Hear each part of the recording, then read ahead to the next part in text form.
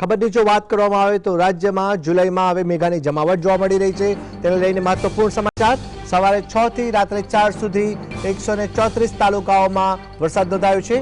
બનાસકાંઠાના દાંતામાં સૌથી વધુ સરેરાશ 3.5 ઇંચ જેટલો વરસાદ ખાબક્યો છે। આ સાથે જ વાત કરીએ બોટાદની તો બોટાદના બરવાડામાં 2.5 ઇંચ જેટલો વરસાદ નોંધાયો છે। સવારે 6 થી રાત્રે 4 સુધીના આંકડાની વાત કરી રહ્યા છે।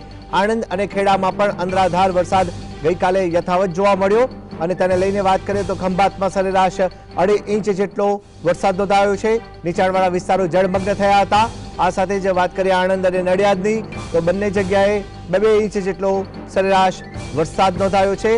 વરસાદ પડતાની સાથે જ વાતાવરણમાં ઠંડક પ્રસરી અન્ય 127 તાલુકાઓમાં નોંધપાત્ર વરસાદ નોંધાયો છે। જુલાઈમાં અત્યારે મેઘરાજાની જમાવટ જોવા મળી રહી છે અને તેને લઈને મહત્વપૂર્ણ સમાચાર કે 134 તાલુકાઓમાં અનરાધાર વરસાદ વરસ્યો છે।